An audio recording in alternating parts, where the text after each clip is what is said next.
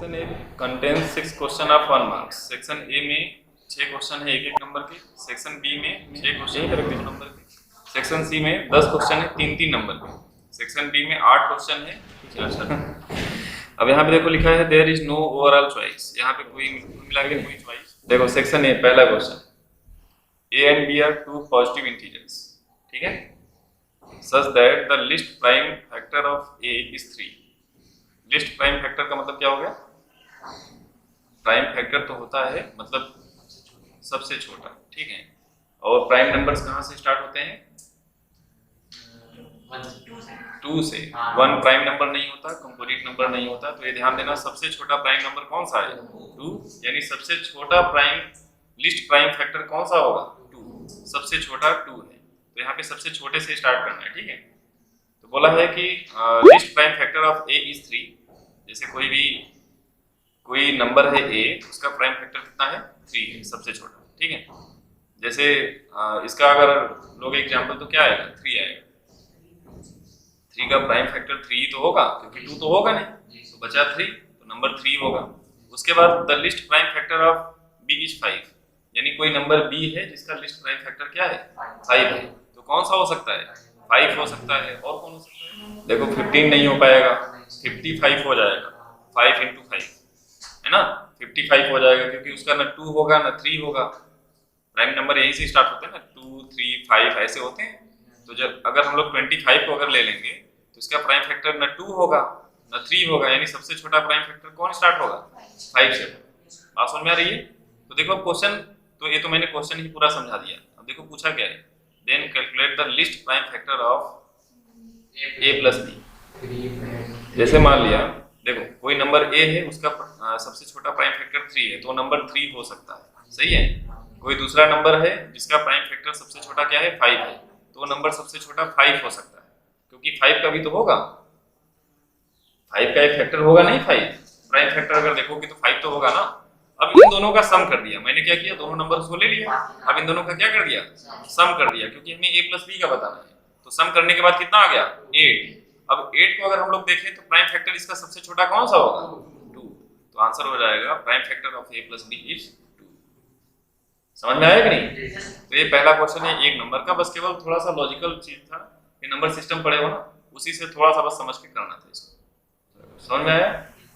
इस क्वेश्चन में देखो कह रहा है कि find the centroid of the triangle whose vertices are -1, 1। ए वर्टिसेस दिया गया है, सेंट्रोइड पूछ लिया, ठीक है। हाँ, तो क्या होता है फार्मूला? x1 + x2 + x3/3। याद आया? जैसे मान लो नहीं याद आता है तो ऐसे समझा करो कि a 2 पॉइंट्स दिया गया है, तो एक x1 होगा और दूसरा क्या होगा? y1। ये x2 है और दूसरा क्या है? y2। और a वाला देखो x3 है और ये क्या है? y3 है। तो सेंट्रोइड का जो वर्टिसेस होगा, find the centroid of a triangle, तो लिखोगे centroid of a triangle equal to, तुरंत ऐसे बनाओगे, x1 + x2 + x3/3, y1 + y2 + y3/3। ये फार्मूला होता है, क्योंकि 3 पॉइंट है तो 3 से इसको डिवाइड किया जाएगा, ठीक है। अब x1 + x2 + x3 अगर हम लोग निकालें तो देखो -1 -3 + 8 है ना।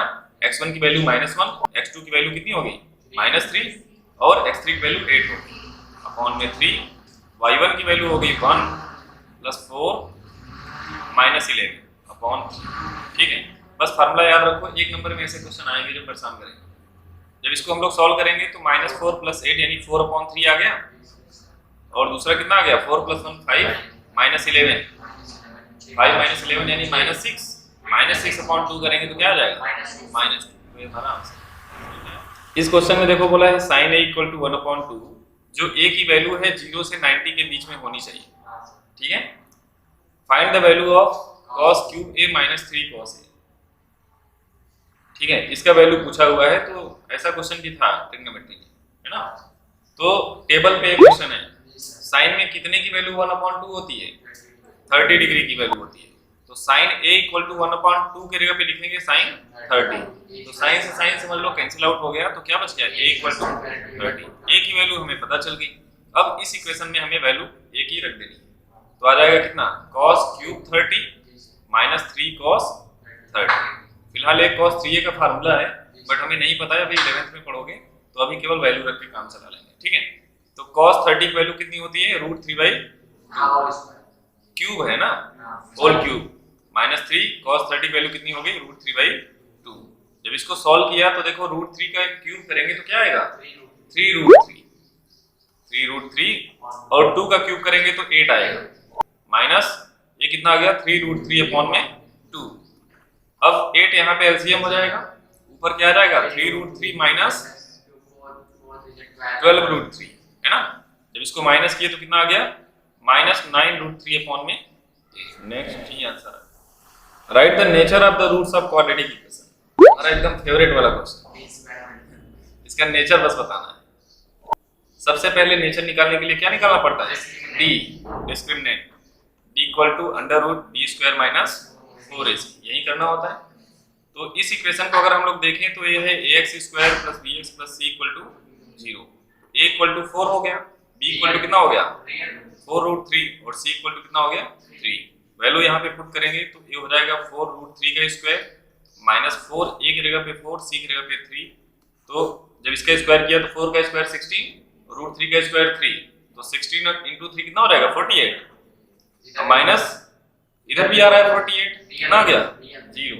तो अब देखो डिस्क्रिमिनेंट अगर 0 आ गया तो रियल एंड इक्वल, समझ में आया कि नहीं, roots are real and equal, ये नेचर हो जाएगा इसका। समझ में आ रहा है कि नेचर ऑफ रूट्स कभी भी पूछेगा तो डिस्क्रिमिनेंट d की वैल्यू निकालोगे, ये नहीं कि कुछ भी निकालना start. In triangle ABC if x and y are the points on AB and AC respectively such that ax/xb 3/4 y, ठीक है। ये पूछा गया है कि then state whether xy, अच्छा तो देखते हैं ट्रायंगल ABC पहले बना लें। ट्रायंगल ABC, ठीक है। x and y are points A, AB and AC।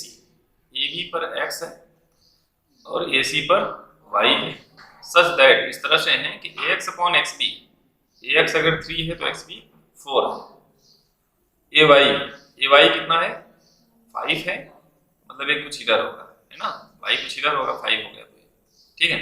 और yc कितना है 9 है। तो बोला है कि बताना है कि स्टेट xy, ये पूछा है कि xy और bc आपस में पैरेलल होंगे कि नहीं, ये दोनों आपस में पैरेलल होंगे, ये तो ऐसे ही डायग्राम बनाते ही दिख रहा है कि नहीं है ना। ये देखो ये 3 है, इधर 4 है, इधर बोला है 5 है 9 है, तो डायग्राम से ही दिख रहा है नहीं है। फिलहाल तुम लिखोगे कि ax/xb इक्वल टू कितना हो गया 3/4, फिर लिखेंगे ay/yc इक्वल टू 5/9, फिर लिख देंगे ax/xb not equal to ay/yc। सो हाँ, x y and bc are not, समझ में आया कि नहीं। पैरेलल तभी होंगे जब क्या होंगे, दोनों का रेशियो से, मतलब देखो सिमिलरिटी में पढ़े हुए हो, उसको अब देखो दूसरे तरीके से पूछ रहा है। तो क्वेश्चन मतलब कुछ भी आ सकता है, 1 नंबर का क्वेश्चन, और 1 नंबर वाले क्वेश्चन छूटते हैं, पता है ना, क्योंकि वही होते हैं खतरनाक। 4 नंबर वाले तो छूटेंगे ही। हाँ अच्छा, कब एपी का आ गया ना, find 18th term of the sequence. अगर मान लो तुम्हें एग्जाम में नहीं आता है, ठीक है, मान लो अगर कहीं आ गया तो तुम वहां पे एपी जीपी करने नहीं जाओगे कि एपी का कैसे देखिए, ठीक है।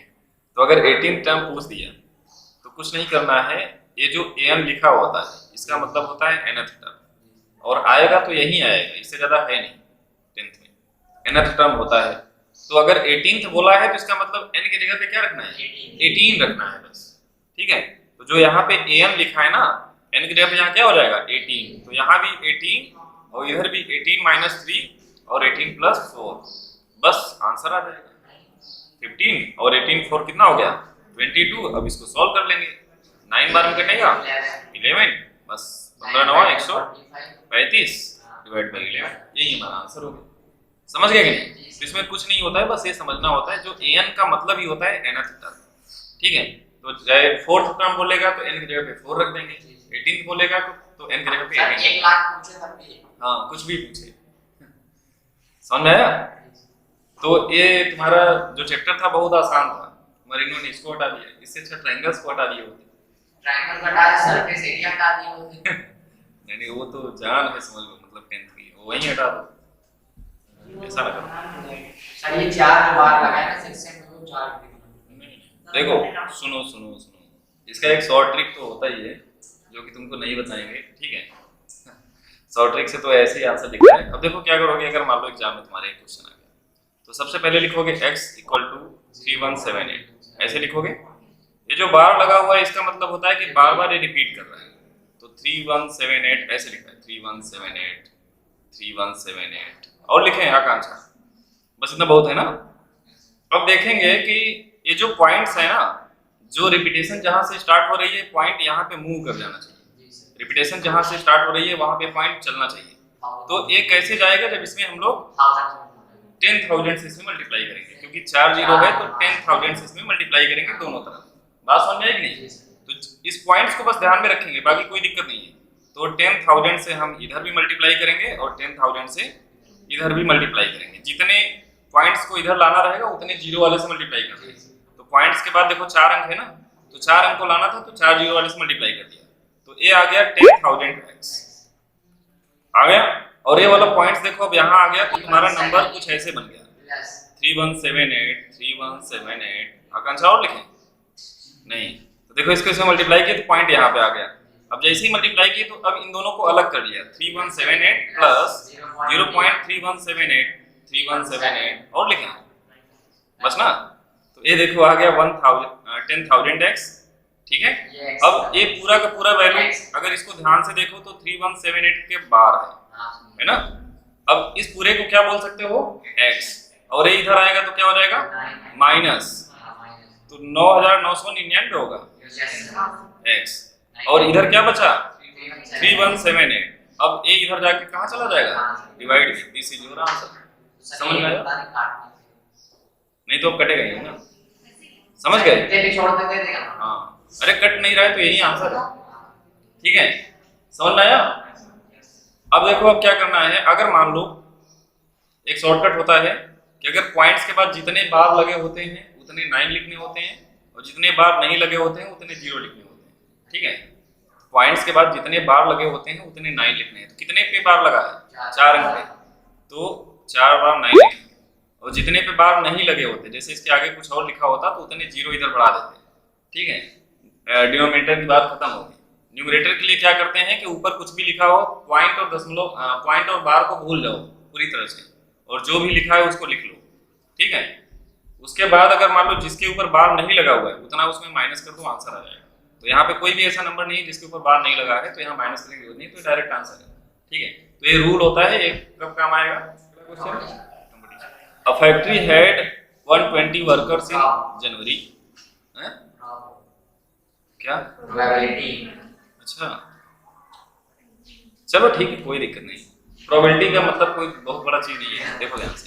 A factory had 120 worker in January, जनवरी में 120 वर्कर थे। 90 of them were female worker, 120 total थे तो 90 जो है महिलाएं होंगी, है ना, क्योंकि इनको पैसा कम देना दोगे तो भी काम करेंगे। और ये 30 क्या हो गए, मेल हो गए, इसीलिए आदमी को कम रखा है, ठीक है। चलो आगे। In February another 15 male workers are added, है ना। मतलब कि ये तो जनवरी की बात हो गई। फरवरी में क्या हुआ कि 15 फीमेल को और ऐड कर दिया गया।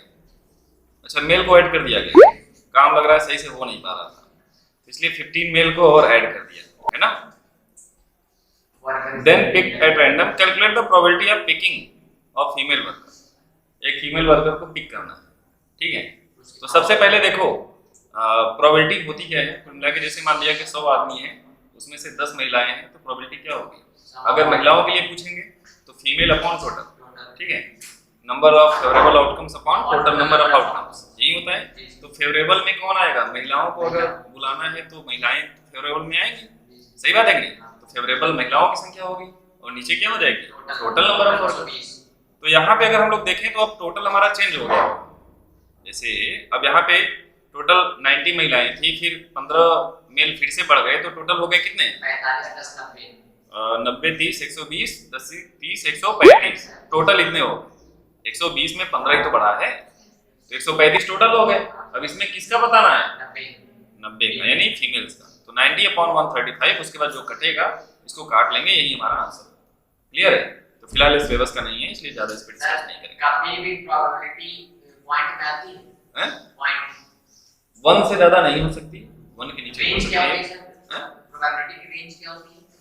1 से ग्रेटर नहीं हो सकती, 1 के इक्वल हो सकती है, 1 से लेस हो सकती है, बस ग्रेटर नहीं हो सकती। जैसे मान लिया कि हम बोल दें कि 100 आदमी हैं, 102 आदमी की प्रोबेबिलिटी बताओ, कैसे हो सकता है? 100 आदमी में से 102 को कहां से प्रकट कर दोगे? सही बात है कि नहीं? या तो 100 पूरे के पूरे बुला सकते हो, फेवरेबल में 100 ले सकते हो तो 100/100 1 आ जाएगा, या तो 100 से कम बुला सकते हो, 100 से ज्यादा तो कभी बुला ही नहीं सकते, तो 1 से ज्यादा हो नहीं सकती प्रोबेबिलिटी। 0 से लेके 1 तक। हाँ, या किसी को ना बुलाएं, 0, ठीक है ना? चलो ये सब लॉजिकल चीजें अभी 11th में समझेंगे। आगे बढ़े। अगला क्वेश्चन है the sum of the digit of 2। अच्छा, आ गया तुम्हारा favourite question. The sum of the digits of 2 digit number is 8। The number obtained by reversing the digits exceed the original number by 18। Find the given. चलो देख लो, छोड़ो तुम लोग क्या करोगे। सबसे पहले क्या करते हैं? सबसे पहले क्या करते हैं? 2 नंबर मानते हैं, वंस मानते हैं और टेंस मानते हैं। सबसे पहले काम ये करते हैं, उसके बाद बोल देते हैं कि नंबर क्या होगा। तो टेंस में 10 से मल्टीप्लाई, यानी 10y। देखो टेंस y है ना, तो 10y + x हो गया, नंबर ए हो गया। अब उसके बाद बोला है कि sum of the digits of 2 number. तो डिजिट इसके x और y है ना, तो x y का सम दिया है कितना? 8। पहला इक्वेशन बन गया। बोला है कि the number obtained by reversing the digit. तो इस नंबर को इसके डिजिट को रिवर्स कर देंगे तो 10x + y हो जाएगा। Reversing the digits exceeds the original number by 18। Original number से क्या हो जाता है? 18 ज्यादा हो जाता है। एक्सीड्स का मतलब प्लस, और कौन सा? ओरिजिनल नंबर, यानी 10y + x। 10y + x यानी ओरिजिनल नंबर से 18 ज्यादा हो जाता है। बात समझ में आई कि नहीं? तो इसीलिए ओरिजिनल नंबर में 18 ऐड करोगे तब रिवर्स के इक्वल हो पाएगा। क्लियर है? अब इसको जब सॉल्व करेंगे तो कितना आ जाएगा? 9x - 9y = 18। तो x - y = कितना हो गया? 2। और जैसे ही x - y = 2 आया, है ना, अब सॉल्व कर दिए तो कितना आ गया? 2x = 10। x बोले तो 5 और y 3। तो आंसर कितना मिल गया? x की जगह पे 5 और y की जगह पे 3। तो आंसर कितना हो गया? 35। तो आंसर कितना हो गया? 35। तुम्हारा आंसर हो जाएगा 35। क्लियर है? अरे हां, समझ में आया कि नहीं? कितना मिनट लगा मुझे?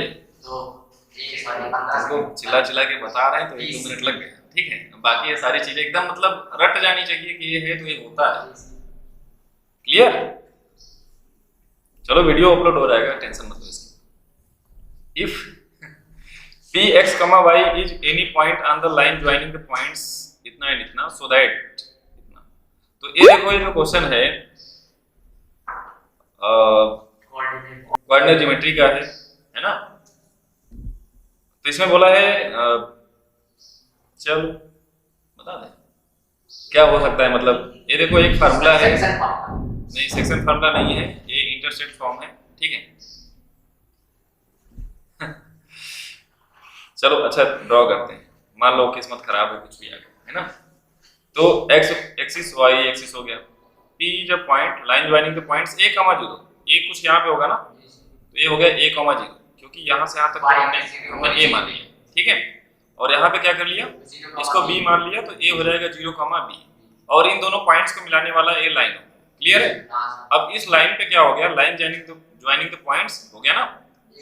एक पॉइंट है p और जिसका कोऑर्डिनेट क्या है? x, y। तो शो करना है कि इसके इक्वल हो। क्लियर है? तो अगर p x, y है तो मतलब a कहीं ना कहीं इस लाइन से होके पास करेगा।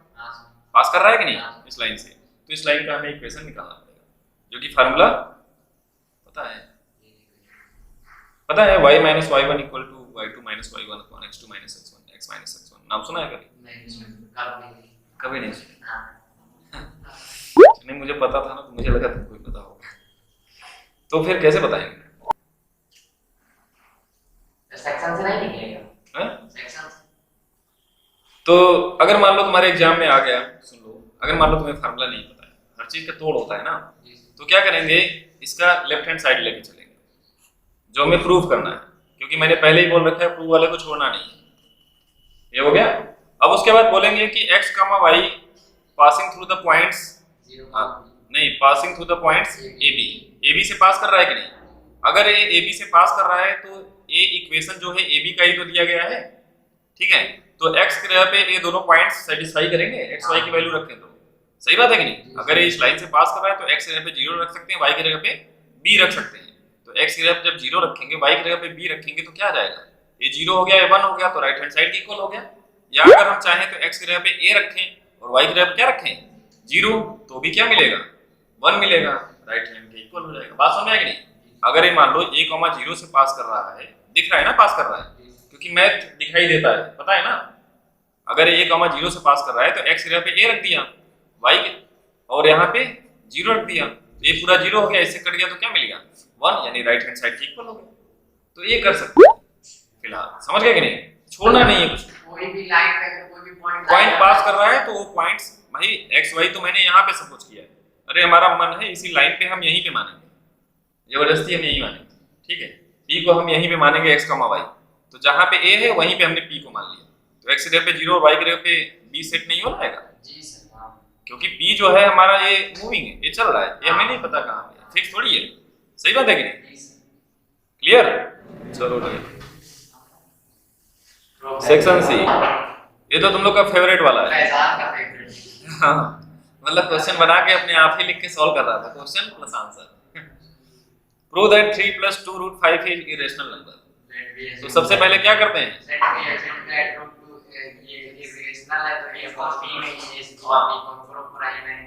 तो सबसे पहले लिखेंगे कि दो नंबर्स को लेट करेंगे a और b को, दोनों के दोनों क्या होंगे को प्राइम नंबर होंगे, ठीक है। को प्राइम नंबर ऐसे नंबर होते हैं जिसका HCF 1 होता है। जी सर। पहले इसको लेट करेंगे, लेट करने के बाद बोलेंगे कि इनका रेशियो क्या होगा, एक रेशनल नंबर होगा। कोई भी दो को प्राइम नंबर हो उनका रेशियो हमेशा क्या होता है, एक रेशनल नंबर होता है, क्लियर है। तो हम क्या करेंगे कि हमने सपोज किया कि ये पूरा का पूरा क्या है, रेशनल नंबर है, 3 + 2/√5 = a/b। क्योंकि देखो a और b दोनों क्या है, को प्राइम नंबर है। जब ये दोनों को प्राइम नंबर है तो इसका मतलब इनका रेशियो क्या होगा, एक रेशनल नंबर होगा, है ना। को प्राइम का मतलब जिसका फैक्टर क्या हो 1 हो, जिसका HCF 1 हो। तो 3 और 5 जैसे मान लिया, तो अब इसको अगर हम लोग क्या रेशियो में करेंगे 3/5, तो एक रेशनल नंबर नहीं कहलाएगा, कहलाएगा कि नहीं। इसका मतलब हमने सपोज किया कि पूरा का पूरा क्या है, रेशनल नंबर है। अब बोलेंगे कि 2√5 a b और इधर +3 है तो इधर आके क्या हो गया -3 हो गया। अब LCM ले लिया तो क्या आ गया b a - 3b आ गया।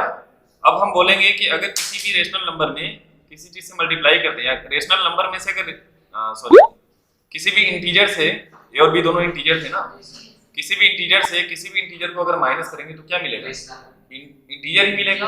और इंटीजर अपॉन इंटीजर क्या होगा, रेशनल नंबर होगा। तो अभी तक तो रेशनल। अच्छा इधर भी देख लो, √5 इस 2 को इधर नीचे उठा लाते हैं, तो a - 3b अपॉन क्या मिल गया 2b, 2 डिवाइड में आ जाएगा ना। तो हम बोलेंगे कि इधर इंटीजर में से इंटीजर को माइनस किया तो हमें क्या मिला, इंटीजर मिला। तो इंटीजर अपॉन इंटीजर मतलब रेशनल नंबर। और जब इधर वाला रेशनल नंबर है और ये पहले से ही हमें पता है कि √5 इरेशनल नंबर होता है, तो इरेशनल नंबर रेशनल के इक्वल कैसे हो जाएगा, मतलब जो हमने एजम्पशन किया था वो क्या है, रॉन्ग है। इसका मतलब ये रेशनल नंबर है, बहुत चिल्ला लिए, 3 नंबर मिल गए, ठीक है। आगे बढ़े, ये तो एकदम रट गया होगा, बिल्कुल सही बोली, ठीक है। ये नंबर है, इसको डिवाइड किया जाता है किससे, gx से डिवाइड किया जाता है। Then the quotient and remainder where, quotient आता है x - 2, रिमाइंडर आता है -2x + 4, ठीक है। फाइंड gx की वैल्यू बतानी है कितनी होगी। तो देखो सीधा सा मैटर है कि इसका इसके साथ multiply plus remainder equal to this, तो ये इधर प्लस है तो उधर जाके माइनस हो जाएगा, फिर माइनस करने के बाद जो बचेगा ए वाला जाके उधर डिवाइड कर देगा, ठीक है, आंसर आ जाएगा। चलो आगे कर लोगे ना।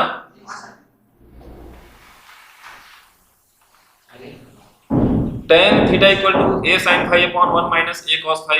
अच्छा और करके दिया हुआ है, ये वाला क्वेश्चन बुक में है ना, ये वाला क्वेश्चन बुक में है, पढ़े हो कि नहीं, नहीं पढ़े हो। इन दोनों में से तुम्हें कौन सा अच्छा लग रहा होगा, यही मुझे पता है। तो इसको सॉल्व करने के लिए सबसे ज्यादा सही देखो क्या रहेगा कि 1/cos के - cot a है, ये 1/sin है, इधर 1/sin है, तो sin a 1/sin a को एक तरफ कर लो और cot और cos को एक तरफ कर लो, तो बहुत आसानी से सॉल्व हो जाएगा। तो देखो जब a वाला टर्म इधर आएगा 1/cos a - cot a plus 1/cos a + cot a, एक तरफ हो गया, इक्वल टू इधर क्या हो गया 1 अपॉन साइन ए और ए माइनस 1 अपॉन साइन ए ना, तो इधर आ गया 1 अपॉन साइन ए प्लस का हो गया। अब क्वेश्चन पूरा चेंज हो गया, ठीक है। नहीं 2 नहीं होगा क्योंकि इधर एक तरफ प्लस है एक तरफ माइनस है, तो मतलब जो इधर का है चेंज हो गया। 2 अपॉन साइन ए हमको लेके आना है, समझ गए कि नहीं? तो अब हम लोग इधर वाला लेके चलेंगे और इसको लेके आएंगे। बात समझ में आया? ठीक है, इस क्वेश्चन को चेंज करना ही पड़ेगा अगर मतलब जल्दी से सॉल्व करना चाहते हो, चेंज करना पड़ेगा। कुछ क्वेश्चन ऐसे होते हैं जो तुम्हें मतलब ये सब करने पड़ेंगे, ठीक है। तो अब क्या करेंगे, अब देखो लेफ्ट हैंड साइड में हमारा ये वाला पूरा टर्म हो गया है ना, और राइट हैंड साइड में ये वाला हो गया, तो हम इस वाले लेफ्ट हैंड साइड को लेके चलेंगे फिर सॉल्व करेंगे। क्लियर है? तो अब यहाँ पे देखो एलसीएम लेंगे, कौन सा एलसीएम होगा? Cosec A minus cot A एक ब्रैकेट में और दूसरे में cosec A plus cot A दूसरे ब्रैकेट में, फिर इसका यहाँ मल्टीप्लाई होगा इसका यहाँ मल्टीप्लाई होगा। पढ़े हो कि नहीं? तो देखो कॉट से कॉट कट गया तो क्या बचा? 2 कोसेक, नीचे कोसेक स्क्वायर 1 बचेगा, फिर 1 और कोसेक। हाँ देखो नीचे क्या होगा, कोसेक माइनस कॉट है, कोसेक प्लस कॉट है, तो यानी कोसेक स्क्वायर है माइनस कॉट स्क्वायर है, और इसकी वैल्यू 1 होती है। समझ में आ रहा है कि नहीं? कोसेक स्क्वायर है माइनस कॉट स्क्वायर की वैल्यू 1 होती है, तो नीचे पूरा का पूरा 1 हो गया। अब ऊपर क्या बच गया? 2 कोसेक है, कोसेक को लिख देंगे 1 अपॉन साइन, तो आंसर मिल गया हमारा 2 अपॉन साइन। तो 3 नंबर एकदम फ्री का था, बट इसको चेंज करना था। तो ये सब चीजें देखा करो कि इधर भी सेम है इधर भी सेम है, तो इनको एक तरफ कर लो ना पहले, फिर उसके बाद सॉल्व करेंगे, अदरवाइज उलझ सकते हैं। क्वेश्चन को सॉल्व करेंगे उलझ जाएंगे। क्लियर है? समझ में आ गया अंश? कोई दिक्कत कहीं और तो नहीं है दूसरी दुनिया में? यहीं पे रहो, अभी 15 क्वेश्चन है, अभी 15 बाकी है। देखो सिग्मा का मतलब ये होता है कि जोड़ना, समीशन, ठीक है। तो find n and the mean, mean है तो आ सकता है, ठीक है। मीन का वर्ड बस आ गया तो मतलब हो सकता है, आ सकता है। तो देखो इसको कुछ नहीं करना है, सिंपल सा लॉजिक है। ए 1 से लेके कहां तक है? n तक है, तो x i की वैल्यू सबसे पहले क्या लिखना पड़ेगा? 1 माइनस 3, ठीक है, प्लस फिर दूसरी बार रखेंगे तो 2 माइनस 3। समझ रहे हो कि नहीं? पहले 1 रखा, फिर क्या रखा? 2 रखा, फिर अब क्या रखेंगे? 3, फिर इस तरह से रखते जाएंगे, कहां तक रखेंगे? n तक, यानी xn माइनस 3 यहां तक आएगा, इक्वल टू कितना है? 84। इतना बात समझ में आया? अब यहाँ पे देखें तो मिल जाएगा x1 प्लस x2, इन सबको एक साथ कर लिया, सही है ना? इन सबको एक साथ कर लिया। अब इधर देखो -3 यहाँ भी है, -3 यहाँ भी है, यहाँ भी है, यहाँ भी है, तो -3 को कॉमन कर लिया, तो यहाँ क्या बचा? 1 बचा, यहाँ पे क्या बचा? 1, और यहाँ पे क्या बचा? 1, यानी ये लास्ट तक कितना बच गया? 1 बच गया। इतना बात समझ में आया कि नहीं? तो अब ये वाला देखो क्या मिल गया, ये वाला तो ऐसे ही उतर जाएगा, x1 plus x2 plus dot dot dot. जैसे 1 को 2 बार लिख के जोड़ो, 1 प्लस 1 तो कितना आएगा? 2, 1 प्लस 1 प्लस 1 कितना आएगा? 3, तो n बार जोड़ेंगे तो कितना आएगा? n। समझ में आया? तो ये हो गया है। इतना बात समझ में आया? पहला इक्वेशन रेडी है। क्लियर है? अब इस वाले में भी वही काम करना है, तो क्या मिलेगा? x1 plus 2, x2 plus 2, x3 plus 2, तो जो इक्वेशन मिलने वाला है क्या मिलने वाला है? x1 plus x2 plus 2 minus, हाँ फिर यहाँ पे प्लस है ना, प्लस 2 है, इक्वल टू कितना हो गया? 144, इक्वेशन नंबर 2। अब देखो आराम से तुम्हारा काम हो जाएगा, जैसे ही माइनस करोगे गायब हो जाएगा, है ना? बस यही तो समझना था। माइनस किए तो ए देखो माइनस हो जाएगा, ए माइनस और ए माइनस, ए कट गया, ये हो गया कितना? -5 है। इधर कितना आ गया? 4 में 4 गया 0, और कितना हो गया? 60। n की वैल्यू कितनी आ गई? 12। यही पूछा था n का मान, n की वैल्यू आ गई। अब उसके बाद क्या पूछा है? मीन। मीन का मतलब सम ऑफ ऑल ऑब्जर्वेशन अपॉन, तो ठीक है। अब देखो n की वैल्यू जैसे मान लो हमने 12 रख दिया है ना, तो n की वैल्यू जब 12 रखेंगे तो a वाली वैल्यू मिल जाएगी, x1 plus x2 plus x3 इन सब की वैल्यू मिल जाएगी, कितनी आ जाएगी? यहाँ पे देखो जब 12 रखोगे तो कितना हो जाएगा? करते चलो मेरे साथ, 12 यहाँ रखेंगे तो 36 हो गया, 36 इधर आके ऐड हो जाएगा, तो 84 प्लस 36 कितना आ गया? 120। तो यानी x1 plus x2 plus x3 plus xn तक कितना आ गया? 120। तो टोटल सम ये हो गया, टोटल सम हमारा ये हो गया, और टोटल नंबर कितने हैं? 12। तो इसको इससे क्या करेंगे? डिवाइड कर देंगे, तो मीन इक्वल टू 120 अपॉन में 12 यानी 10 आ जाएगा मीन। ये हमारा ऑब्जर्वेशन, ठीक है, क्योंकि अगर इधर सम दिया है तो ये वाला इधर आएगा तभी तो टोटल नंबर ऑफ सम मिलेगा, ठीक है ना? आगे चलिए। From the given figure express x in terms of ABC। ठीक है, ए बी सी सर ये बात सही लगा है a इधर है, x यहाँ पे है, BC यहाँ पे है। सर ये वो लगेगा अच्छा a यहाँ पे देखो a 46 है, AB 46 है, तो सीधे क्या बन गए दोनों ट्रायंगल। हाँ, दोनों के दोनों ट्रायंगल क्या हो गए, सिमिलर हो गए ना। सिमिलर हो गए तो हम लोग लिख सकते हैं ट्रायंगल KN, देखो KNP सिमिलर हो जाएगा किसके, KML। तो यहाँ से देखो KN अपॉन में पीएम नहीं क्या है सर KN अपॉन KM से ज़्यादा ऊपर नहीं, KN upon KM equal to, देखो KN upon KM equal to,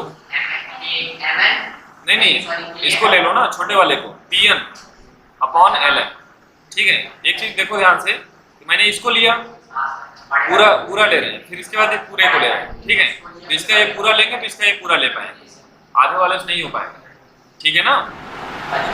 देखो इसमें बोला है find the value of BPA, हमको इसकी वैल्यू बतानी है। ठीक है, तो अगर हम लोग इस दोनों ट्रायंगल को ध्यान से देखें तो अगर A 50 है तो AB कितना है, 50 है ना। तो ये दोनों देखो एंगल कॉमन ले सकते हैं। जैसे मान लिया कि हम ऐसे बनाते हैं, ध्यान से देखो इसको, ऐसे बनाते हैं तो एक एंगल हमारा कॉमन चलता है। ठीक है, एक एंगल हमारा कॉमन चलता है। तो अगर मान लो हमने इसको बनाया, इस छोटे वाले को, हमने छोटे वाले को बोला ए क्या है, 50 है, सही है, तो इसका नाम लिख दिया P और इसको बोल दिया C और इसको बोल दिया B। समझ में आ रहा है। तो PC कितना हो गया, 2.5 हो गया, और PD कितना हो गया, 5 हो गया। क्लियर है। अब उसके बाद हमने फिर से बोला कि ये P है, बट अब क्या हुआ, अब देखो क्या हो गया, यहाँ पे अगर ये P है और AB मुझे अब फिर से दिखाना है ना, AB, तो A को इधर मान लेते हैं, समझ रहे हो कि नहीं, और B को इधर मान लेते हैं, तो उसके हिसाब से क्या बनेगा, देखो ये 50 भी है और PA कितना है, 6 दिया गया है, और PB कितना दिया गया है, 3। तो देखो B इसका मतलब इधर आएगा और A इधर आएगा, तभी तो ये 2.5 है, तो ये 0.5 होगा, तभी तो टोटल मिला के 3 होगा। ठीक है, लॉजिकल बस सोच रहे हैं बस। और A 6 है तो ये 5 है, तो ये कितना होगा, 1 होगा। ठीक है, तो अब क्या ये दोनों ट्रायंगल सिमिलर हैं, बिल्कुल हैं, देख लो 2.5 अपॉन लिख सकते हो ना, 0.5, देखो 2.5 अपॉन क्या लिख सकते हो, 0.5 लिख सकते हो, या टोटल लिख सकते हो कितना, 3, टोटल लिख सकते हो ना 3। 2.5 अपॉन इसको ऐड करोगे 3 आएगा, तो कितना मिला, 25/30 यानी 5/6 मिला। और इसको अगर देखोगे तो ये भी क्या मिल रहा है, 5/6, मतलब ये दोनों ट्रायंगल क्या है, सिमिलर है। तो अगर हमें मान लो ऐसे नहीं दिखेगा कि सिमिलर है कि नहीं है, तो हम उस कॉमन एंगल को पकड़ेंगे। ठीक है, ऐसे नहीं दिख रहा था ना कि सिमिलर कैसे है, क्या नहीं है। अब आराम से हम लिख सकते हैं कि इन ट्रायंगल, अब देखो ये हमारा क्या है, रफ वर्क है, ये हमारा रफ वर्क है। बस केवल मैंने एक चीज सिखाया है हमेशा कि ये होता है तभी सिमिलर होता है, ये कॉमन होता है तभी सिमिलर होता है। तो इसी के थ्रू देखो मैंने चलना स्टार्ट किया, फिर मैंने ये नाम आराम से बना लिया, कोई मुझे दिक्कत नहीं हुआ। समझ रहे हो कि नहीं, कहानी इतनी है ना 10th में। तो इसका मतलब ये है कि जब अब हम आराम से लिख सकते हैं ट्रायंगल PCD, देखो PCD, अब यहाँ से आराम से लिख रहे हैं, यहाँ लिखने में तकलीफ होती कि B से C चलें कि कहाँ चलें, सही बात है कि नहीं, क्योंकि यहाँ तो 50 दिया है, यहाँ 30 दिया है, बट क्या यहाँ 50 दिया है तो इधर कहीं 30 दिया है, नहीं दिया है ना। तो चलने में दिक्कत हो रही थी कि A के पास चलें कि B के पास चलें। तो अब यहाँ से देखो पहचान गए कि PBA, अब लिख सकते हैं आराम से PBA। अब आराम से दोनों का रेशियो दिखा सकते हैं, PC अपॉन, देखो ऐसे PC अपॉन PB करके दिखा नहीं सकते, समझ रहे हो नहीं। फिर PD अपॉन PA, दोनों का रेशियो सेम हो गया, एक एंगल कॉमन है, तो क्या साइड और एंगल से हमारा प्रूफ है। हाँ, डायग्राम चेंज कर सकते हैं, जो मैं कर रहा हूँ यही मास्टरमाइंड है, ऐसे ही करना है। ठीक है, अरविंद समझ में आया कि नहीं कहानी, तो ऐसा कुछ खतरनाक होने वाला है। बस केवल बेस को मजबूत बना के चलना, आराम से पकड़ लोगे। ठीक है, अगर जूझते रह गए तो फिर दिक्कत हो जाएगी। एक एंगल को पकड़ लेना, वो ऑटोमेटिक बना के दे देगा तुम्हारा डायग्राम। समझ में आया कि नहीं, कोई दिक्कत, तुमको स्थिति समझ में आ गया, क्लियर एकदम। डायग्राम बिल्कुल चेंज कर सकते हैं, कोई डाउट नहीं है, इस डायग्राम में कोई कमी नहीं है, एंगल भी इसका सेम है, साइड भी सेम है, कोई दिक्कत नहीं है। जैसे मैंने यहाँ पे पहले A लिखा, यहाँ पे B लिखा, पॉसिबल नहीं था ना कि PB को हम कितना दिखाना था, मुझे 3 दिखाना था, और अगर मैं यहाँ लिख देता तो 3 में कैसे दिखा पाता, और यहाँ पे अगर यहाँ बी में लिखता और पीबी को 3 दिखाना है तो 5 तो इतना ही हो गया है, तो ये 3 कैसे दिखता। तो थोड़ा तो दिमाग तो अपना लगाना पड़ेगा, मैथ पढ़ रहे हो। समझ में आया तुमको? Hello, clear? ये क्वेश्चन ठीक था ना? पहचानना आप सीख गए ना, कैसे पहचानते हैं, जैसे मैं पहचानता हूँ वैसे पहचानते हैं। ठीक, चलो आगे बढ़ते। बता क्या रहे थे यार, वो तो मैंने बताया नहीं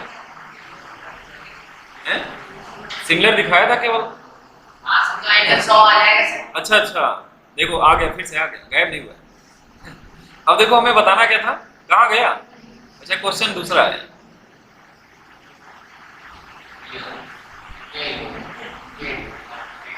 आ गया। ये फायदा है, कहीं इरेज कर दिए होते नहीं, इस पे तो आ जाता, कोई दिक्कत नहीं था, वहां पे इरेज कर दिए होते तब कैसे आता। तो हमें एंगल बताना है PBA, PBA ये वाला एंगल बताना है। अब देखो एंगल PDC दिया हुआ है, PDC ये वाला दिया हुआ है, तो क्या ये नहीं निकाल लोगे? और जितना ये होगा उतना ये नहीं होगा। सर कोई दिक्कत? बोलो आकांक्षा। देखो इसी को बोलते हैं मास्टरमाइंड, इसीलिए कहते हैं आ जाओ बच्चे अभी पढ़ लो, घर पे पढ़ाई नहीं होगी, अगर पढ़ाई होगी भी तो क्वेश्चन छोड़ के आओगे और बहुत ज्यादा कंफ्यूज होते रहोगे। मेरे साथ बैठोगे तो कुछ न कुछ, जैसे मैं लगाता हूँ यार, मैं पढ़ के थोड़ी आ रहा हूँ, या मुझे थोड़ी पता है ये होता है, ऐसा हो जाएगा। बेस थोड़ा सा बस, थोड़ा नहीं बहुत मजबूत है, ठीक है, उसकी वजह से सही हो जा रहा है। समझ में आ रहा है? क्वेश्चन को पकड़ना कैसे, यही सब तो सीखना है। जो दिया है वही लिखा है। बोला है इन सर्कल ABC टचेज, देखो एक सर्कल है, इसको ये टच कर रहा है, ठीक है। AQ 5 दिया हुआ है, बस जो दिया है वो मैं बता देता हूँ। AQ 5 दिया है, यहाँ से यहाँ ये पूरा AQ। Find the perimeter of triangle ABC, बाकी देखो कुछ भी नहीं दिया है, बस बोला है कि ट्रायंगल ABC का हमें पेरीमीटर बताना है। बहुत अच्छा क्वेश्चन है। हाँ बस इतना ही दिया है 5, और ट्रायंगल ABC का पेरीमीटर बताना है। तो अब देखो क्या करना है, ध्यान से सुनो। देखो सबसे पहली चीज, एक प्रॉपर्टी होती है कि कोई भी अगर सर्कल है और अगर बाहर से इसको टच कर रहा है, ठीक है, तो ये दोनों टेंजेंट आपस में क्या होते हैं? इक्वल होते हैं। बस केवल यही प्रॉपर्टी है, बाकी कुछ भी नहीं है, ठीक है। अगर मान लो ये इधर वाला 5 है तो ये भी क्या होगा? 5 होगा। तो हमारा जो टारगेट है ट्रायंगल ABC का हमें पेरीमीटर बताना है, तो पेरीमीटर ऑफ ट्रायंगल ABC क्या होगा? AB plus BC plus CA, ये हमारा टारगेट है, हमें ये लाना है। बात समझ में आ रही कि नहीं? अब उसके बाद देखो AB तो हमें पता नहीं है ना, बट AQ हमें पता है कितना? 5 है ना, तो AR भी कितना हो जाएगा? 5 हो जाएगा प्रॉपर्टी से। अच्छा जितना BC है उतना BP होगा, क्योंकि देखो BC से भी तो टेंजेंट ही डाला गया है, तो BC और BP आपस में क्या होंगे? इक्वल होंगे, ठीक है। तो अगर हम लोग इसको x मान लें तो AB कितना होगा? x होगा, और यहाँ पे इसी तरह से PC और CR भी इक्वल होगा। समझ रहे हो कि नहीं? क्योंकि मैंने बोला प्रॉपर्टी एक ही लग रही है, तो A अगर Y है तो AB क्या हो गया? Y हो गया। बोलो वंश, आ रहा है समझ में?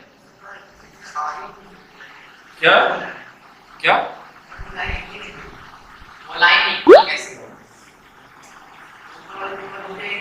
देखो ये याद कर लो कि कोई भी अगर सर्कल है, अगर एक्सटर्नल पॉइंट से टेंजेंट ड्रॉ करते हैं तो दोनों टेंजेंट आपस में क्या होते हैं? इक्वल होते हैं। समझ गए कि नहीं? तो ये टेंजेंट का मतलब जो इस सर्कल को छुए, टेंजेंट मतलब टच करे, ठीक है, तो ये वो दोनों क्या हो जाएंगे? इक्वल हो जाएंगे। तो बस यही चीज देखो, B से देखोगे तो Q पे टच कर रहा है और P पे टच कर रहा है कि नहीं?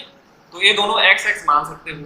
अगर C से देखोगे तो P पे टच कर रहा है और R पे कर रहा है, तो दोनों y मान सकते हैं। बात क्लियर हुई?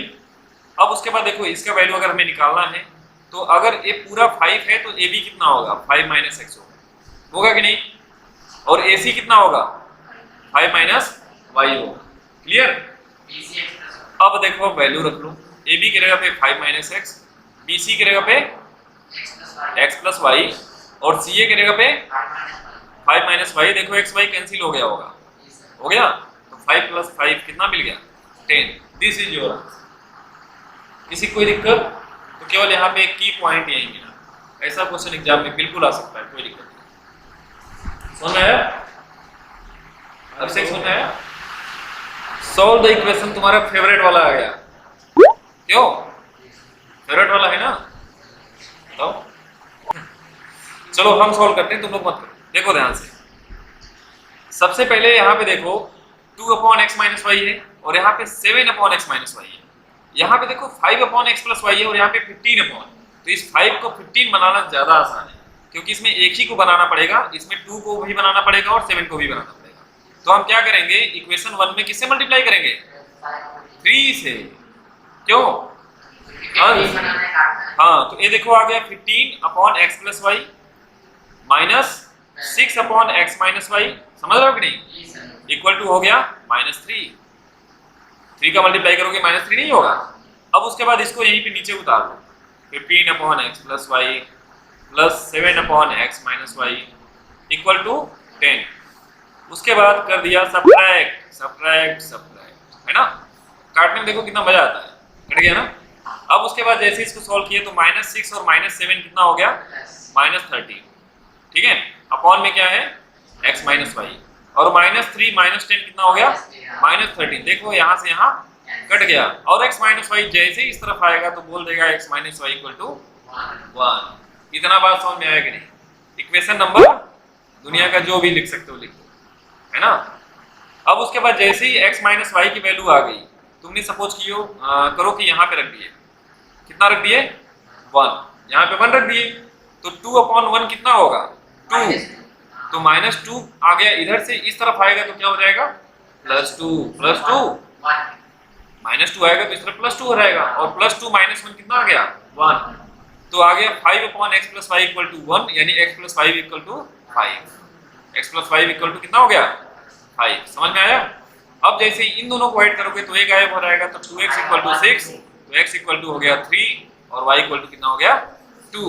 अब जैसे यहाँ पे हमारा आंसर आ गया ना, x y की वैल्यू आ गई। क्लियर है, किसी कोई दिक्कत। अब इसको चेक कर लो, सही है गलत है, बात ये भी सही है ना, चेक करना जरूरी है ना। तो यहाँ पे जैसे ही रखते हैं 3 + 2 रखेंगे तो 5 आ जाएगा, तो 5 और 5 कितना हो गया, 1 हो गया।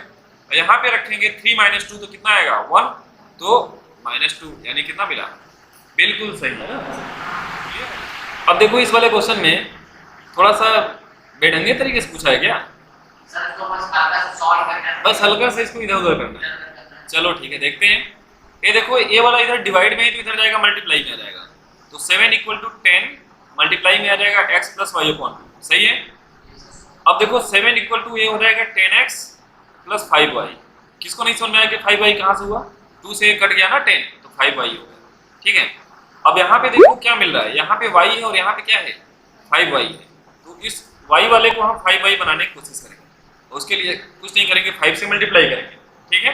तो जैसे इसको हम 5 से मल्टीप्लाई करेंगे तो कितना मिलेगा, 5x/2। तो देखो x के साथ लिख रहे हैं इसको, ताकि बेचारा इसके साथ आराम से कटे पीटे, 5x/2 हो गया, है ना। फिर y में जब 5 से मल्टीप्लाई करेंगे तो क्या मिलेगा, 5y मिलेगा, और 0.8 में जब 5 से मल्टीप्लाई करेंगे तो 8 × 5 = 40 यानी 4 मिलेगा। इक्वेशन नंबर 2 बन गया। किसी कोई दिक्कत, देखो कितना आसान लग रहा है ना, सही तरीके से हो रहा है।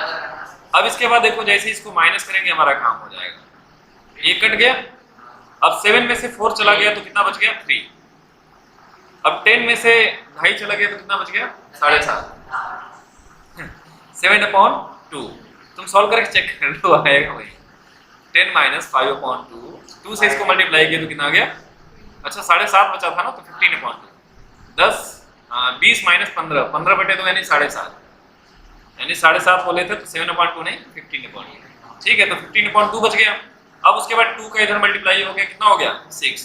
तो x की वैल्यू होगी 6/15, मतलब 2/5। 2/5 आंसर हो गया। x की वैल्यू उठा के रखेंगे तो y की वैल्यू आ जाएगी। x की वैल्यू देखो यहाँ पे रखना तो बड़ा अच्छा लगेगा तुमको, क्योंकि जैसे यहाँ पे 2/5 जब रखोगे ना तो 5.2 से 2.5 पूरा कट जाएगा, तो 1 हो जाएगा, और 1 इधर आके माइनस हो जाएगा तो 3 हो जाएगा, तो y की वैल्यू आ गया 3/5। क्या बात है ना, क्या क्वेश्चन है, समझ में आया कि नहीं। इसके ऊपर वाला तुम्हें दिख नहीं रहा है, find the area of triangle. देखो एरिया ऑफ ट्रायंगल पूछा है क्वेश्चन नंबर 20 में, एरिया ऑफ ट्रायंगल पूछा है, एरिया ऑफ ट्रायंगल, और किसी एक समय फार्मूला भी पूछने वाला, कौन बालक बताने वाला है।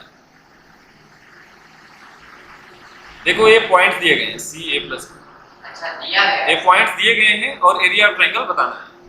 फार्मूला क्या होता है बोलो, 1/2 x + y2 - x1 y2 minus y3 हाँ x2 हाँ y3 minus y1 हाँ। और x3 y1 minus y2। हाँ ठीक। देखो x1 लिया तो यहाँ पे y2 y3 बैठ जाओ, y2 y3 लिया है ना, फिर x2 लिया तो 2 के बाद कौन आएगा, 3 आएगा, फिर 1 आएगा, ठीक है। फिर x3 लेंगे तो 3 के बाद 1 आएगा, फिर 2 आएगा, याद हो गया। और बाहर क्या लग जाता है, हाफ लग जाता है, समझ गए। तो ये हो गया एरिया ऑफ ट्रायंगल का फार्मूला। अब उसके बाद बस यहाँ पे वैल्यूज को पुट करना है। तो x1 को लिख लेते हैं, a लिखा है। अब देखो y2 में से y3 घटा के लिखेंगे तो हम डायरेक्ट अब लिखेंगे, इतना थोड़ी लिखेंगे क्योंकि हम जीनियस बच्चे हैं, है ना। हम पूरा 100 में 100 लाने की कोशिश करने वाले हैं। y2 माइनस y3, ठीक है।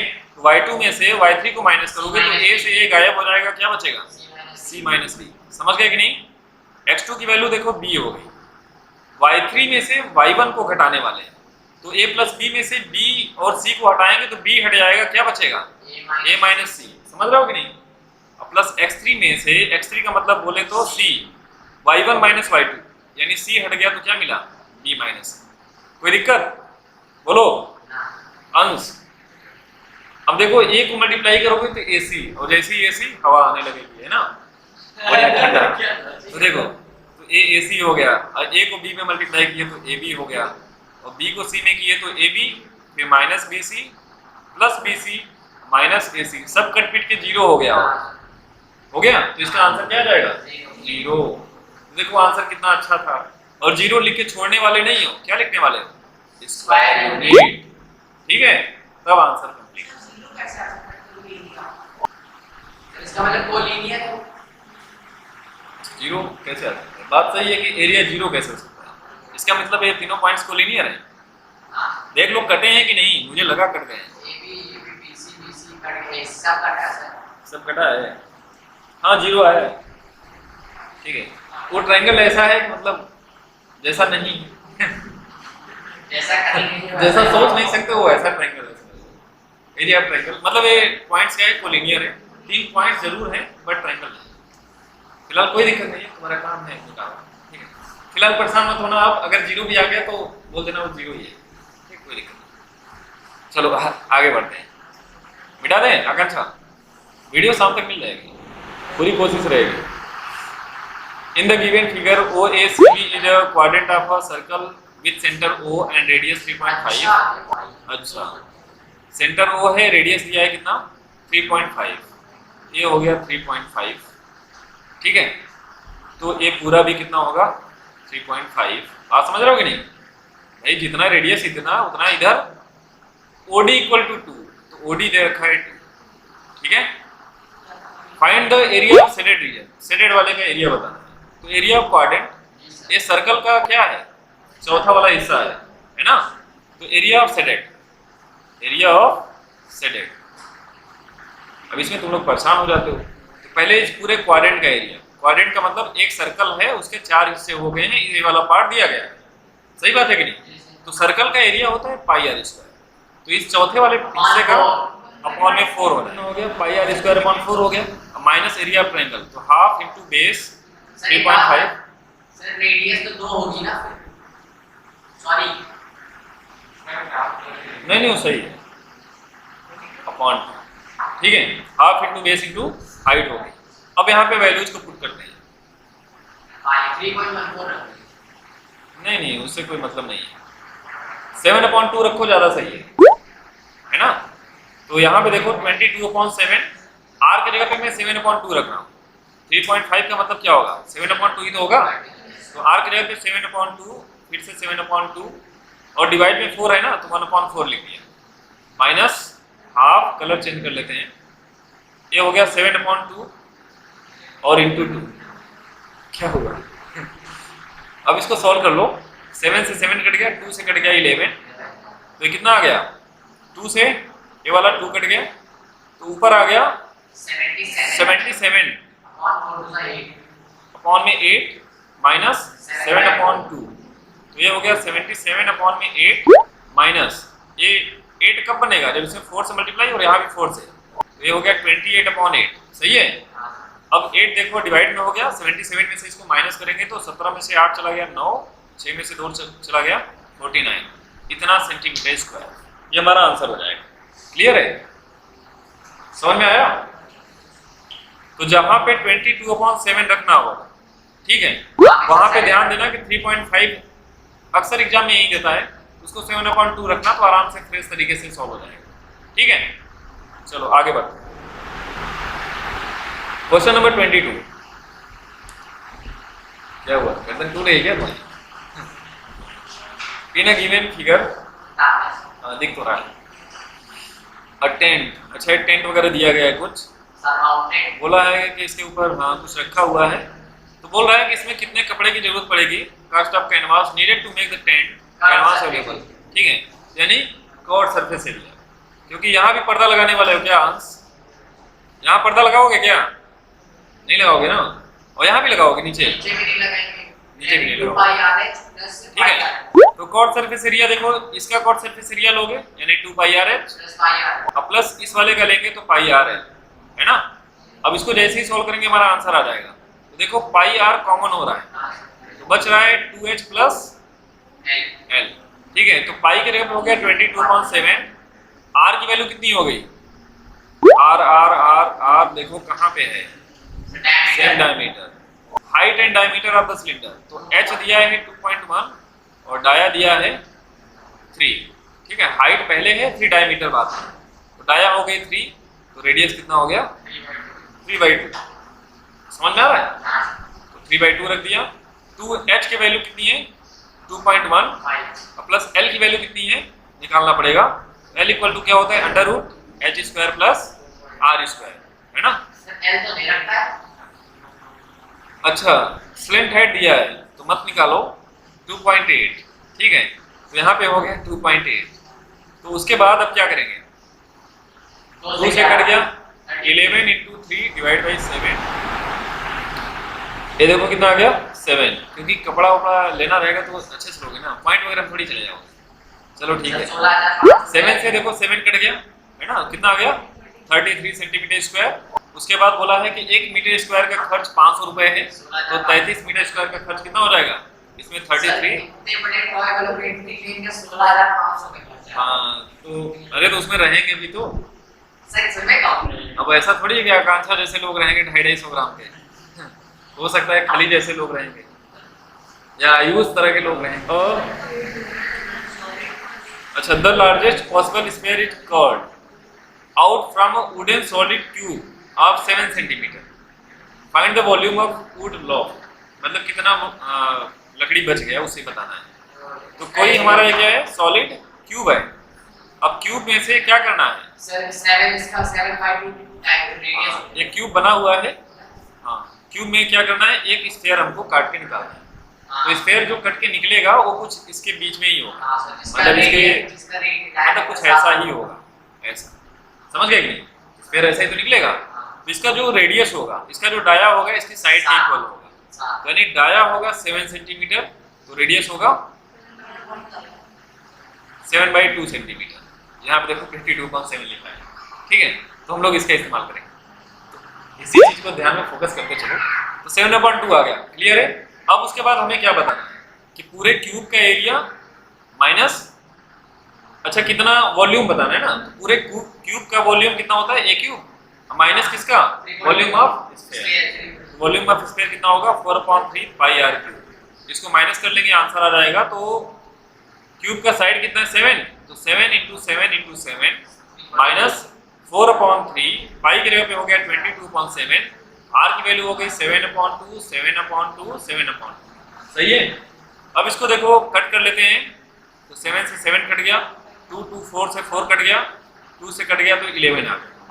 इसको जब सॉल्व किए होगे तो क्या आया होगा 343 माइनस ऊपर क्या बच गया 7 7 जा 49 मल्टीप्लाई बाई 11, तो आ गया 9 9 4 13 का 3 4 1 5 539, और डिवाइड में क्या है 3।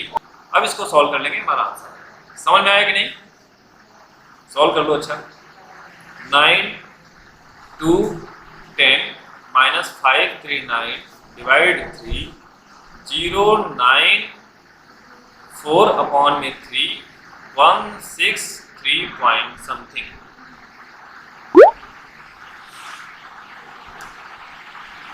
हाँ ठीक है, 490/3 सेंटीमीटर क्यूब, ये हमारा बन जाएगा, क्योंकि वॉल्यूम है तो क्यूब में आंसर होगा। क्लियर है? अब बढ़ते हैं लोग। अब देखो ये साइड ट्रायंगल दिया गया है, साइड नहीं है ट्रायंगल ही दिया गया है, ट्रायंगल FEG, और ये क्या है, कॉन्ग्रुएंस है ट्रायंगल GBD, एंड ये एंगल दिया गया है, प्रूव करना है कि दोनों सिमिलर हैं। ठीक है, तो सिमिलर वगैरह प्रूव करना है तो क्या दिख रहा है, एंगल ADE मतलब ये वाला, यानी एंगल 1 इक्वल टू एंगल 2 पहले से दिया है, फिर हाँ फिर ट्रायंगल ADE, अच्छा ये छोटा वाला, और ट्रायंगल ABC। अब ध्यान से एक चीज समझने वाली चीज है कि अगर ये दोनों एंगल इक्वल है ना, बाकी कॉन्ग्रुएंस भी दिया हुआ है, इसको भी ध्यान दो। ट्रायंगल FEC, अच्छा ये वाला हो गया, और GBD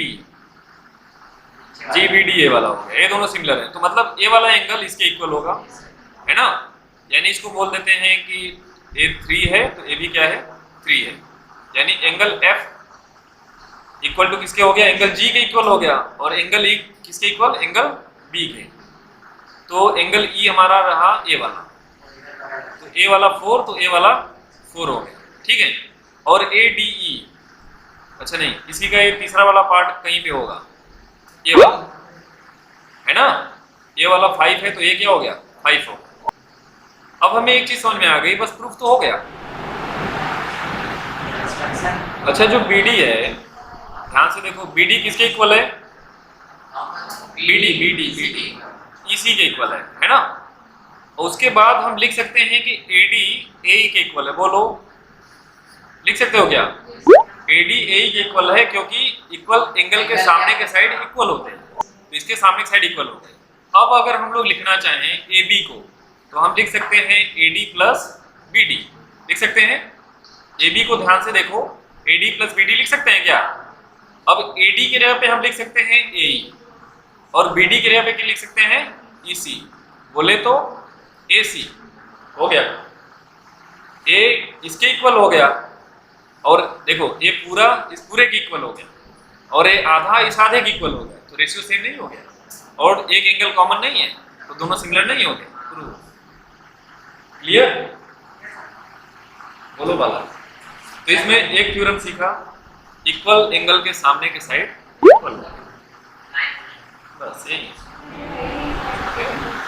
सर 2A कहीं ये B यूनिट यहाँ लिखा है, C यहाँ पे A लिख C लिख दिया है, तो सर 2A कहाँ से आ गया,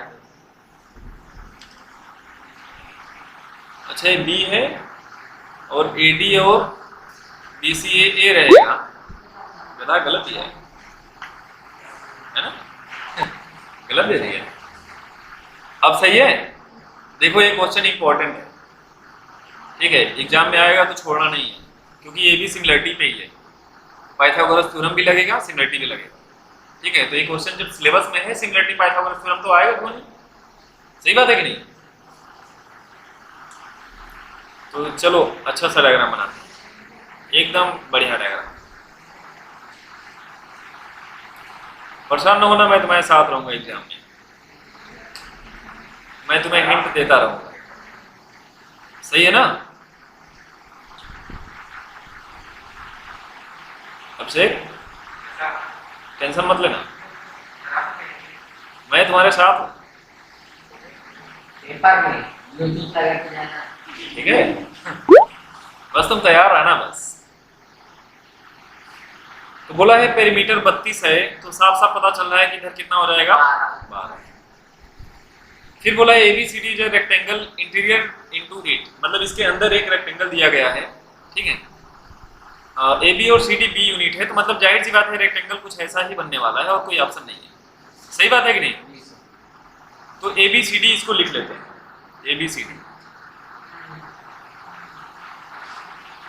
ABCD हो, ठीक है।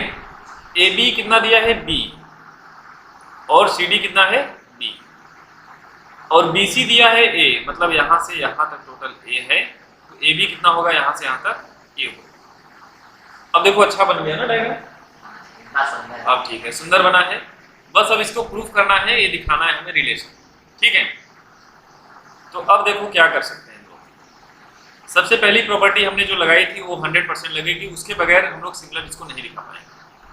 क्योंकि अच्छा एक चीज हम ये बोल सकते हैं कि ये लाइन इसके पैरेलल है क्या, क्योंकि अदरवाइज कोई ऑप्शन बनेगा नहीं। क्योंकि रेक्टेंगल है तो पैरेलल 100% हो, जी सर, क्योंकि अदरवाइज वो पॉसिबल नहीं है। छोटा वाला ट्रायंगल बड़े वाले ट्रायंगल के सिमिलर हो जाएगा, है ना, बिल्कुल हो जाएगा। अगर ये पैरेलल है तो एंगल ए वाले इक्वल हो जाएंगे, यानी सिमिलर होने का बिल्कुल चांस है।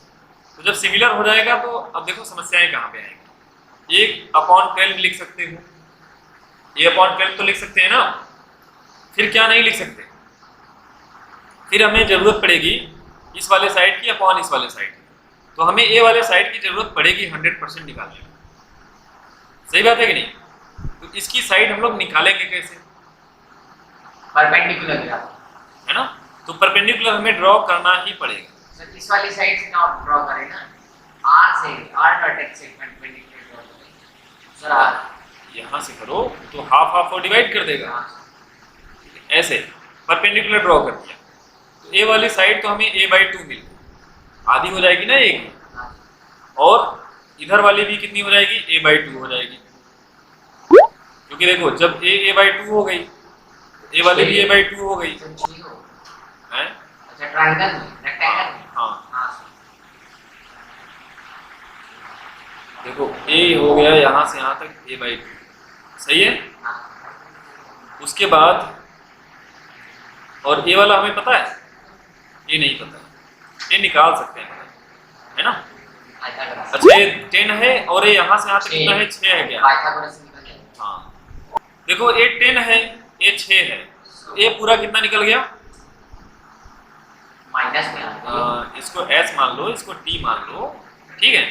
तो ps हमें निकालना है, तो ps इक्वल टू क्या होगा, 10 का स्क्वायर माइनस 6 का स्क्वायर, 10 का स्क्वायर कितना हो गया, 100 माइनस 36 बोले तो 64, मतलब 8। ये हमें पता चल गया कि पूरा यहाँ से यहाँ तक कितना है, 8। समझ गए ना, यहाँ से यहाँ तक 8 की है,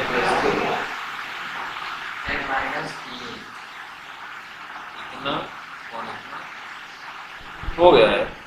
देखो यहाँ पे इन ट्रायंगल AQB और ट्रायंगल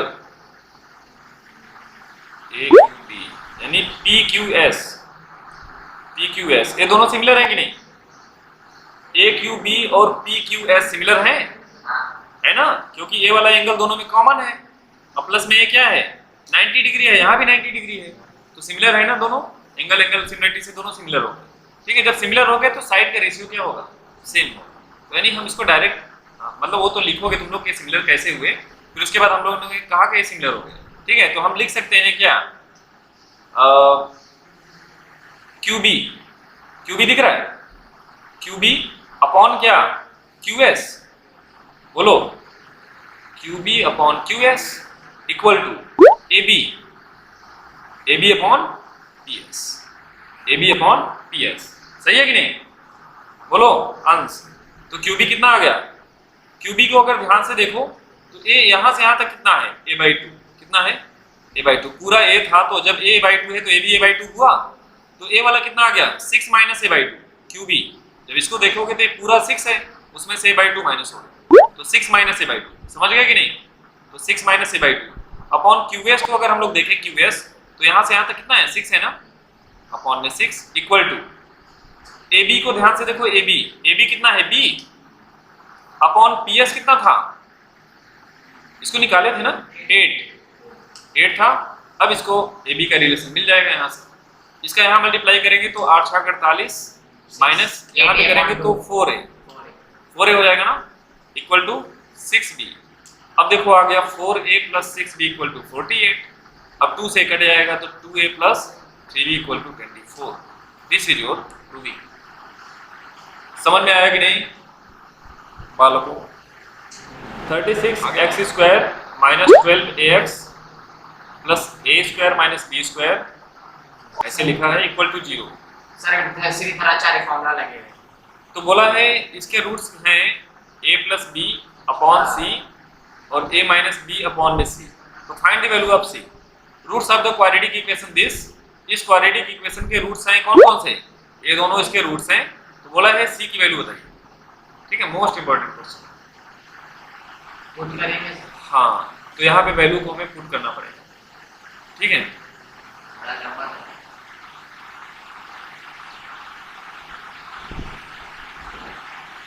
तो देखो एक फार्मूला होता है सम ऑफ फ्रूट्स और प्रोडक्ट ऑफ फ्रूट्स, उससे लगेगा क्वेश्चन।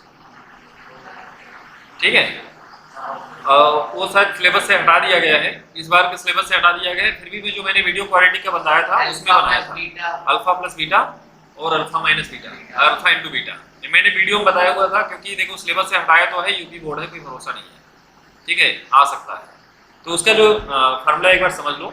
अगर कोई भी इक्वेशन है ax square plus bx plus c equal to 0, अगर इसके रूट्स अल्फा और बीटा हैं तो सम ऑफ रूट्स मतलब अल्फा बीटा इक्वल टू होता है minus b upon a, alpha into beta कितना होता है सी अपॉन ए।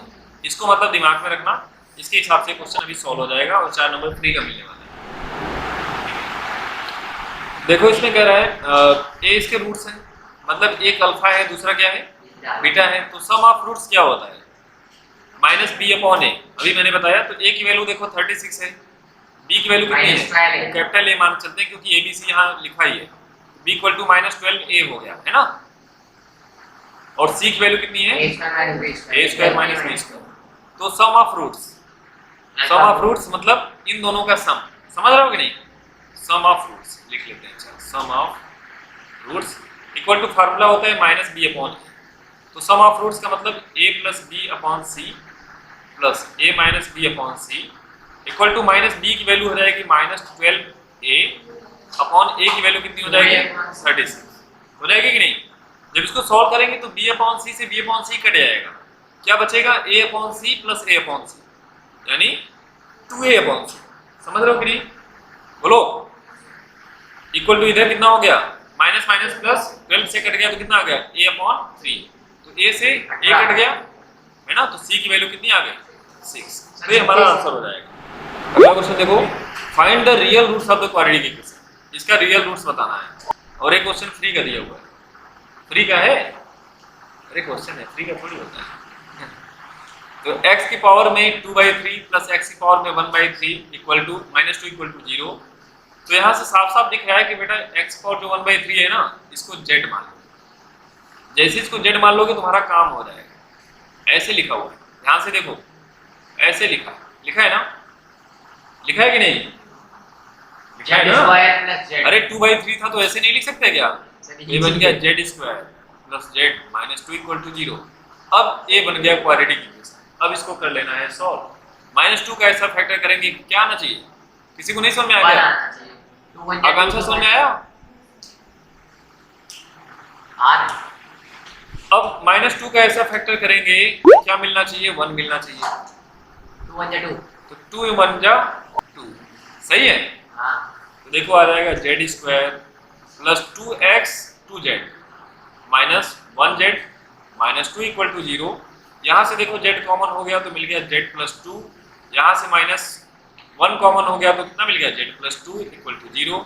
अच्छा ये मैं z में बीच में फाड़ क्यों देता हूँ, z को फाड़ देता हूँ ताकि 2 और z में फर्क दिख सके। ठीक है, अगर मैं इसको नहीं क्रॉस बनाऊंगा तो 2 और z एक ही जैसा लगेगा और एग्जामिनर जो है कट मार देगा। ठीक है, तो इसका ध्यान रखना। हाँ, इसीलिए मैं इसको फाड़ देता हूँ, ऐसे देखो फट गया बेचारा, कितना रोता होगा है। z -1 इक्वल टू 0 ऐसे लिख देंगे तो z की वैल्यू एक बार आ गई -2 आई ना, तो z की जगह पे है कितना x पावर में 1/3 है ना, इक्वल टू -2। अब क्या करेंगे, क्यूब रूट दोनों तरफ करेंगे, दोनों पक्षों का क्या करेंगे and cube root of both side, दोनों तरफ का क्यूब करेंगे क्योंकि 1/3 है। तो जैसे इसका जब क्यूब करेंगे ना तो यहाँ पे देखो 3 आएगा और माइनस की जगह पे यहाँ पे 3 आएगा। तो यहाँ से देखो 3 से 3 कटेगा, कितना बचा x, और इधर कितना हो जाएगा -1, तो पहला आंसर हो जाएगा। फिर उसके बाद z इक्वल टू क्या मिल रहा है 1 मिल रहा है, बोलो। इसको जब लोगे तो z इक्वल टू 1, तो x की पावर में 1/3 इक्वल टू 1, और जब क्यूब रूट लेंगे तो इधर बचेगा x और इधर कितना हो जाएगा 1। This is your.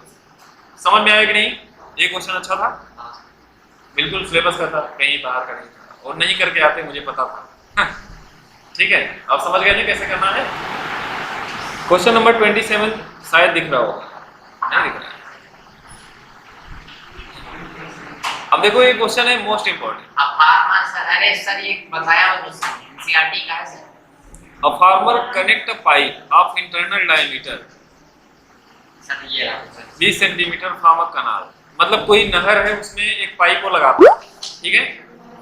तो होता क्या है कि into a cylindrical tank, एक टैंक भरना चाह रहा है सिलिंड्रिकल टाइप का, मतलब कुछ बना देते हैं तुम लोगों के लिए। अच्छा क्या है, एक नहर है और फार्मर के पास एक टैंक है कुछ इस तरह का, देखो ठीक है। अब यहाँ पे लगा दिया एक पाइप, ये देखो ऐसे जा रहा है टू टू टू ऐसे सर पाइप बंद है सर, दोनों तरफ अभी पाइप बंद है चलो ठीक है आगे बढ़ते हैं। देखो क्वेश्चन में तुम्हें समझा रहा हूँ। अब क्या हुआ कि इसका इंटरनल डायमीटर जो है 20 सेंटीमीटर है, तो इसका रेडियस बच्चे कितना है 10 सेंटीमीटर, ठीक है। इस पाइप का रेडियस कितना है 10 सेंटीमीटर है। क्वेश्चन समझा रहा हूँ। सिलिंड्रिकल टैंक में भेज रहा है जिसका डायमीटर 10 मीटर है, तो इसका रेडियस है 5 मीटर। जो टैंक है 5 मीटर इसका रेडियस है, ठीक है। अब बोल रहा है कि और ये जो डीप है कितना है 2 मीटर डीप है, 2 मीटर ये गहरा है, ठीक है। अब इसको क्या करना है, भरना है। और जो वाटर है, जो वाटर इस पाइप से जा रहा है वो 4 किलोमीटर पर आवर की स्पीड से इस पाइप से जा रहा है इसमें। तो बोल रहा है कि हाउ मच टाइम, कितना टाइम लगेगा इसको पूरी तरह से भरने के लिए। समझ गए? अब क्वेश्चन समझ गया? हां सर, जितना जितना पानी पूरी कहानी इसके अंदर आएगा, जितना उसका वॉल्यूम उतना उसका डिस्टेंस। हाँ, तो अब देखो ध्यान से समझो। सबसे पहले कि इसमें पानी भरना कितना है ये हमें पता करना है, वॉल्यूम, ठीक है। वॉल्यूम ऑफ दिस टैंक, ठीक है। तो इस टैंक का जब वॉल्यूम निकालोगे तो फार्मूला होता है पाई आर स्क्वायर, नहीं होता है। पाई के जगह पे जब वैल्यू रखेंगे तो कुछ आ रहा होगा 22.7। आर की वैल्यू 5 मीटर है, तो सेंटीमीटर मत बनाओ, 5 × 5 चलो ठीक है देख लेंगे। 5 × 5 और h की वैल्यू कितनी हो गई 2। मल्टीप्लाई करने में देखो अच्छा लग रहा हो तो कर लो। 5 × 10 220 × 5 कितना आ गया 220 × 5 5 × 0 5 × 10 120 1100। चलो मान लो तो मल्टीप्लाई करने तुम्हें नहीं आता है तो इतना मीटर क्यूब हो गया, मतलब इतना पानी इसमें चाहिए, सीधी सी बात है। तो एक चीज हमें ये समझना है कि ये जो टैंक, ये जो फ्लो है इसका, है ना, इस रेडियस से आ रहा है और 1 घंटे में 4 किलोमीटर की रेंज में भरता है पानी। बात समझ रहे हो कि नहीं? 1 घंटे में कितना 4 किलोमीटर, ठीक है। तो सबसे पहले इसका हमें क्या निकालना पड़ेगा, वॉल्यूम इन 1 आवर, ठीक है। क्योंकि आप समझो कि 1 घंटे में 4 किलोमीटर की रेंज में पानी भरा रहता है, तो जो एक पाइप दिया गया है इसका हाइट दिया गया है 4 किलोमीटर, कितने टाइम के लिए 1 घंटे के लिए। अगर 2 घंटे के लिए करेंगे तो 8 किलोमीटर। समझ रहे हो कि नहीं? क्योंकि यहाँ पे हाइट का कहीं पे जिक्र नहीं है, तो हाइट निकालेंगे। और ये जो पाइप होता है ना ये भी सिलेंडर होता है। बात समझ रहे हो कि नहीं? सिलेंडर टाइप का होता है, तो सिलेंडर की हाइट तो होनी चाहिए ना वॉल्यूम निकालने के लिए। तो volume in 1 hour, volume in 1 hour, volume of pipe, volume of water in 1 hour. बात समझ रहे हो कि नहीं? जी सर। 1 घंटे। तो पाई आर स्क्वायर एच, पाई को ऐसे ही रखो यार, काटने में मजा आएगा। पाई और आर की वैल्यू कितनी है 10 सेंटीमीटर है बच्चे, तो 10/100 लिखना, मीटर बना घटेगा सर 5, है ना। और h दिया है कितना 4 किलोमीटर है, तो इसको मीटर बना लेना, 4000 मीटर लिखना, ठीक है। तो 1 घंटे में इतना पानी भरता है। तो इसको भरने में इसको कितना टाइम लगेगा, इससे क्या करोगे, इसको डिवाइड डिवाइड करना। समझ गए कि नहीं? तो टाइम हमें पता चल जाएगा कितना टाइम लगेगा। तो अब मैं देखो डिवाइड करने के लिए यही नीचे लिख रहा हूँ, घबराना नहीं उससे। समझ रहे हो कि नहीं? बोलो बालकों और बालिकाओं, देखो यही लिख रहा हूँ। काटने में बहुत मजा आता था मुझे, मैं जब पढ़ता था ना मुझे बहुत मजा आता था, क्योंकि मैं मल्टीप्लाई करता ही नहीं था, आदत बहुत खराब थी, मल्टीप्लाई नहीं करते थे। लास्ट में एकदम मतलब इतना बड़ा बड़ा लिखा होता था ऊपर नीचे, और लास्ट में लेके आता था, फिर उसके बाद काट ओट के जो बचता था उसको लिखता था। टीचर कहते हैं क्या करते हो, मल्टीप्लाई नहीं करते, टाइम चला जाता है सर टाइम भी जाता है, लास्ट में कोई गड़बड़ हो गया तो फिर गड़बड़ हो जाएगा आंसर, तो हम लास्ट में लाके काटेंगे, है कि नहीं। अब देखो अब इसको सॉल्व कर लेते हैं, हमारा आंसर है पाई से पाई कैंसिल, पाई से पाई कट गया, 5 से 800 बचा, 10 से देखो 10 कट गया, ठीक है। इधर 5 से 8 और 2 जीरो से 2 जीरो, 1 जीरो से 1 जीरो, 1 जीरो से 1 जीरो, बचा ही कुछ बचा? काटा ये बचा ही नहीं, 5 ऐसे अकेला बचा। अच्छा, ऊपर 5 बचा और नीचे 4 बचा, ठीक है। तो 5/4 ये क्या है, r है। तो 1 प्लस 1/4, मतलब 1 और 1/4 और। बात समझ रहे हो कि नहीं? नहीं समझे? 4 एक कम 4 एक 5 बेटे 4 ही है बच्चे, और ये आर में था तो इसलिए मैंने दोनों में आर लगाया है, समझ गए कि नहीं? तो एक आर तो बिल्कुल रेडी है, और 1/4 आर को बना लो, 60 मिनट से इसको मल्टीप्लाई कर लो तो मिनट में हो जाएगा। तो 4 से इसको मल्टीप्लाई किया तो कितना आ गया? 15 मिनट। तो दिस इज योर आंसर। 1 घंटा 15 मिनट लगेगा इसको भरने में। किसी वालों को दिक्कत? मुझे नहीं लगता कोई दिक्कत होगा। बताया क्वेश्चन हाँ? बताया है? चलो अगर नहीं बताया है तो ये क्वेश्चन मैंने बताया मोस्ट इंपॉर्टेंट है, और 80% बच्चे छोड़ते हैं कि उनको बात ही नहीं समझ आती कि हो क्या रहा है, क्योंकि उनको ये पाइप का भी पता है कि सिलेंडर होता है, उनको रेडियस भी पता है, बस उनको हाइट नहीं पता है। ठीक है, तो वो हाइट के लिए जूझते रहते हैं। हाइट है क्या? इसकी हाइट है नहीं, वॉल्यूम का कितना उसकी स्पीड है, स्पीड को देखो 1 घंटे में कितना। ठीक है, बस डर लग रहा है कोई आदमी के नाम पे खड़ा है, उसकी मुंडी पकड़ के ऐसे पैंट के अंदर डाल दी। बस सब ज्यादा डायग्राम पे फोकस ना करो, टेढ़ा मेढ़ा आर्ट थोड़ी पढ़ा रहे हैं यार। आगे बढ़े, सबको समझ में आया कि नहीं? इतना चिल्लाने के बाद भी नहीं आएगा। आगे बढ़ो। क्वेश्चन नंबर 28 तुम लोग का एकदम फेवरेट वाला है। कहाँ पे है? स्टेट डेविएशन मेथड, है ना? फेवरेट है ना? फेवरेट है कि नहीं? देखो 1 मिनट के अंदर सॉल्व। 0 से 10 है ना? एक्स आई कितना बनने वाला है? सर एक्स वाई 5, 15, 25, 35 और 45। जैसे ही एक्स आई बना तुरंत इसमें क्या सपोज करोगे? एज्यूम करोगे ए, है ना? तो ए जैसे ही निकालेंगे तो क्या मिलेगा? यू आई। यहाँ पे कौन सा यू आई? और ये बोलता है एक्स आई माइनस ए अपॉन में एच। ठीक है, अपॉन में एच। तो एक्स आई जब करोगे तो 5 में से 25 घटाओगे तो 20 आएगा, और हाइट इसकी 10 है, 10 से डिवाइड करोगे तो कितना मिला? -2। 15 में से 25 घटाया तो -10, -10 को 10 से डिवाइड किया तो -1, 0, 1, 2। रेडी हो गया। और जैसे ये रेडी हो गया हमारा एफ आई लिखना पड़ेगा। 20, 24, 40, 36 और 20। और जैसे ये रेडी हो गया आपको इन दोनों को मल्टीप्लाई करना पड़ेगा। समझ रहे हो कि नहीं? जैसे मल्टीप्लाई किए तो आ गया -40, -24, 0, 36, 40। जैसे ही प्लस करोगे ये दोनों बेचारे हो गए 0। 36 में से 24 चला गया, कितना बचा? 12। तो सिग्मा एफ आई यू आई तुम्हारे सामने रेडी हो गया, आंसर देने के लिए रेडी हुआ है। और सिग्मा एफ आई जैसे ही निकालते हो ये मिलता कितना है? 140, है ना? और x बार का जब फार्मूला लगाते हो तो तुम्हारे सामने है sigma F I you I upon sigma F I into H. यहाँ पे h आता है मल्टीप्लाई में, तो a की वैल्यू रख ली है 25, sigma F I you I 12, sigma F I 140 multiply by h कितना है? 10। 0 से 0 कट गया, है ना?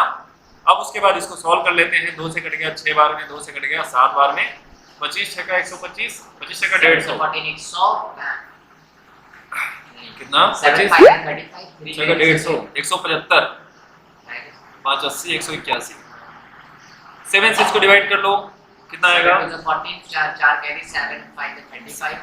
7 2 जब 14, 7 5 35, 6 और 0, 7 8 56 ये आएगा। और ऐसे भी दिख रहा है कि इसका जो मीडियन होगा ना 20 30 के बीच में ही आने वाला है, इसका जो मीन है। समझ रहे हो कि नहीं?